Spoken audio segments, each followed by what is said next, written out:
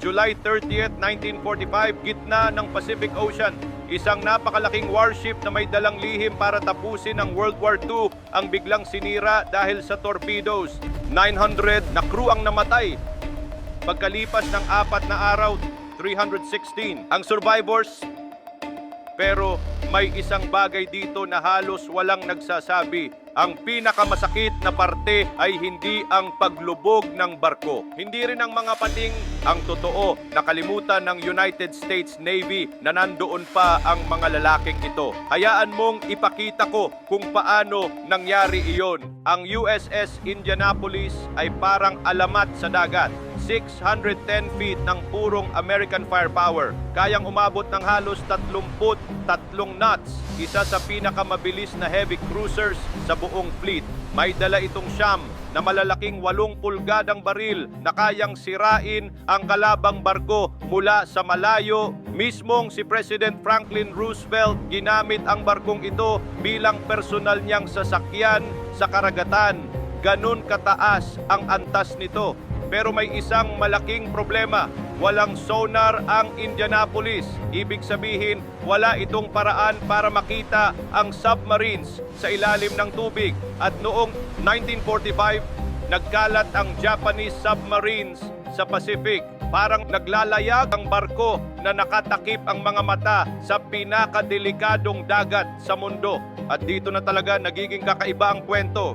July 16, 1945, umalis ang Indianapolis sa San Francisco, dala ang pinakasekretong na kargamento sa kasaysayan ng tao. May dala silang uranium-235 at mga panggawa ng bombang Little Boy, ang atomic weapon na wawasak sa Hiroshima. Sobrang sekreto ng misyon sa karamihan sa crew ay walang idea kung ano ang laman ng mga kahon sa deck. Naglayag sila sa Pacific sa pinakamabilis na kaya na pagtakbo ng barko. Walang escort, walang proteksyon, tanging ang Indianapolis at ang karagatan. Naihatid nila ang mga parte ng bomba sa Tinian Island noong July 26. Tapos na ang misyon. Akala ng lahat, tapos na rin ang panganib. Umalis ang barko papuntang Guam para kumuha ng bagong misyon. Sinabihan si Captain Charles McVeigh na maglayag papuntang Leyte Gulf sa Philippines para mag-training ang crew para sa invasion ng Japan. Napansin mo ba yon? Mag-isa nilang tinawid ang dagat, dala ang atomic bomb. Ginawa ni McVeigh ang dapat gawin ng isang mabuting kapitan. Humingi siya ng destroyer escort dahil standard yon kapag dadaan sa lugar na maraming submarines.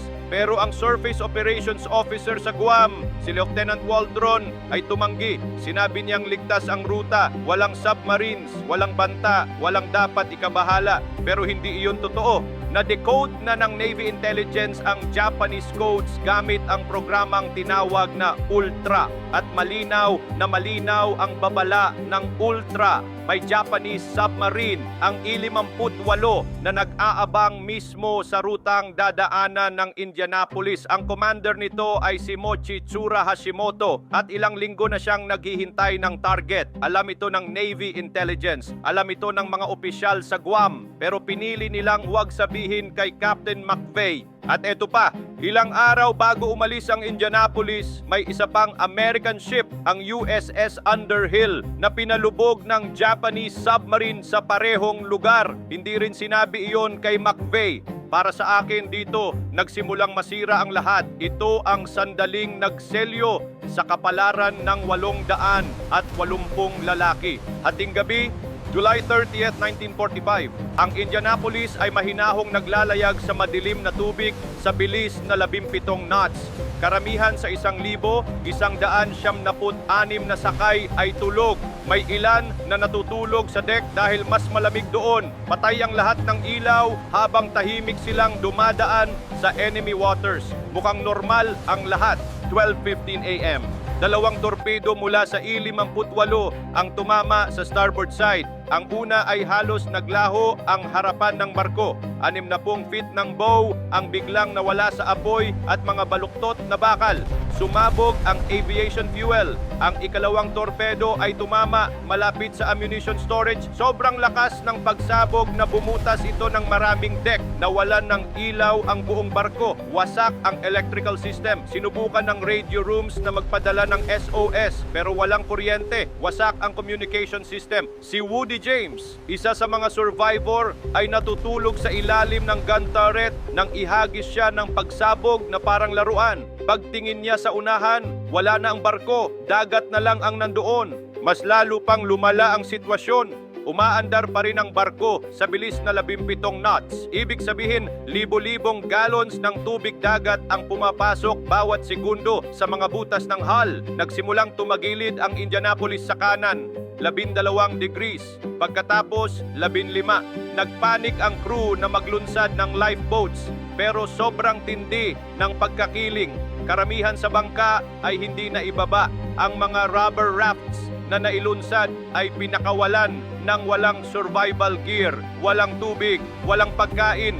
Tumalon ang mga lalaki sa Pacific na balot ng makapal na fuel oil. Naiinom nila ito, nasasakal at nasusunog ang lalamunan at baga dahil sa kemikal. 12 minuto lang, yun lang ang oras nila. Umangat ang hulihan ng barko diretso sa ere. Umikot ito at tuluyang lumubog ang USS Indianapolis. Hinila pababa kasama ang 300 lalaki. Pero ang 900 na lumulutang sa tubig ay walang kaalam-alam na nagsisimula pa lang ang bangungot nila. Isipin mo, nasa gitna ka ng Pacific, walang lupa sa kahit anong direksyon, balot ka ng langis, naiinom mo ang tubig ng dagat at bigla kang may makikitang paligpik na papalapit. Ang oceanic white-tip shark ay isa sa pinaka-agresibong predator sa mundo. Sa open water sila naghahunt eksakto kung saan naroon ang mga survivor. Nararamdaman ng mga pating ang vibration ng pagsabog mula sa milya ang layo. Sa umpisa, kinain nila ang mga patay. Pero nang magpumiglas at dinugo ang mga buhay pa, nagbago ang target. Nakita ni survivor Lowell Dean Cox kung paano biglang susugod ang mga pating na parang kidlat, kakagatin ng mga lalaki at hihilahin pababa. Tuloy-tuloy ang pag-atake, hindi tumigil ang sigawan, lalo na tuwing hapon at gabi kung kailan pinakaaktibo ang mga pating. Sinubukan ng mga opisyal na pagsamahin ang mga lalaki sa isang grupo. Naglagay sila ng mga bantay laban sa pating, kung saan may mga lalaking sisipa at magsasaboy ng tubig kapag may pating na lumalapit. Pero may mas masahol pang nangyari. Alam mo ba kung bakit nagkawatak-watak ang mga grupong iyon? Salt poisoning. Kapag uminom ka ng seawater, tumataas ang sodium sa dugo mo, nagsisimulang mamatay ang cells mo, namamaga ang dila, bumubula ang bibig, at pinakadelikado, naghahalusinate ka. Maraming lalaki ang naniwalang lumulutang lang sa ilalim ng tubig ang Indianapolis.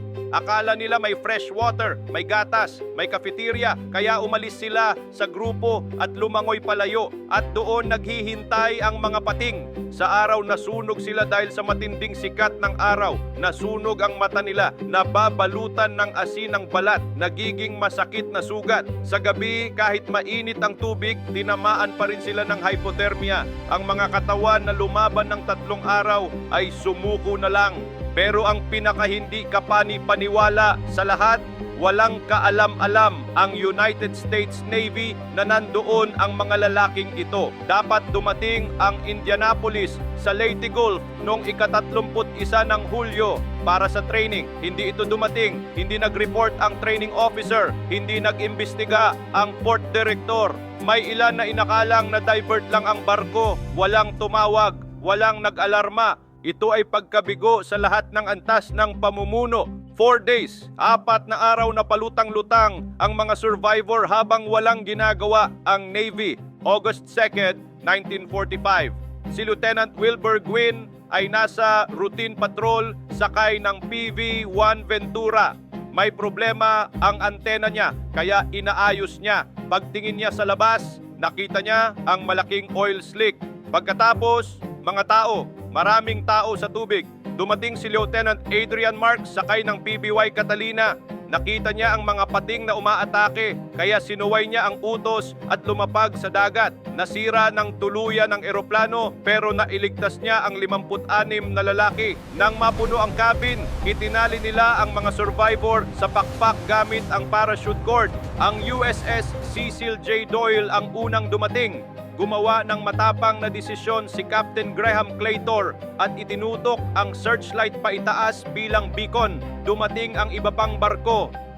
316 ang nabuhay, 900 ang namatay. At imbis na ayusin ang sarili nilang pagkukulang, humanap ang Navy ng masisisi. Inirekomenda ng Navy Court of Inquiry na i-court martial si Captain McVeigh. Tutol si Admiral Nimitz at gusto lang ng reprimand. Pero pinairal ni na Admiral Ernest King at Navy Secretary James Forrestal ang kaso. Sinampahan si McVeigh ng kasong hindi pagzigzag at pagiging inefficient sa pag-abandon ng barko. Ang pinakakakaiba, dinala pa ng Navy si Commander Hashimoto sa Amerika para tumistigo laban kay McVeigh, isang dating kaaway laban sa American captain. Pero sinuportahan ni Hashimoto si McVeigh. Sinabi niyang kahit magsigsag pa ang barko, wala itong magiging epekto. Pinatunayan din ng American experts na halos walang silbi ang zigzag laban sa modern torpedoes. Hindi ito pinansin ng korte na hatulan si McVeigh. Siya lang ang American captain sa buong World War II na na-court martial dahil sa pagkawala ng barko sa enemy action. Nasira ang career niya. Sa loob ng 20 taon, nakatanggap siya ng hate mail, mga Christmas card na tinatawag siyang mamamatay tao. Noong 1968, binaril ni Captain Charles McVeigh ang sarili niya. Pero hindi sumuko ang mga survivor. Alam nila ang totoo. Ang tunay na kapabayaan ay ang pagtanggal sa barko ng escort sa Guam, ang pagtatago ng intelligence warnings, ang hindi pag-imbestiga sa nawawalang barko. Noong 1997, isang 12-year-old na si Hunter Scott ang gumawa ng school project tungkol sa Indianapolis matapos manood ng Diyos. Kinausap niya ang mga survivor. Umabot sa Congress ang kwento, lumabas ang mga dokumento, pinatunayan na alam ng Navy ang banta, natanggap nila ang SOS at ginawang scapegoat si McVeigh. October 2000, pinasa ng Congress ang resolusyon para linisin ang pangalan ni McVeigh. Pinirmahan ito ni President Clinton. Noong 2001, opisyal na nilinis ng Navy ang record niya. Huwag kalimutang mag-subscribe sa aking YouTube channel para sa mas maraming amazing na content. Pindutin ang subscribe button at i-on ang notifications. Kung nag-enjoy ka sa napanood mo, i-click mo na yung sa kanan para sa iba pang history adventures. Salamat sa panonood hanggang sa muli.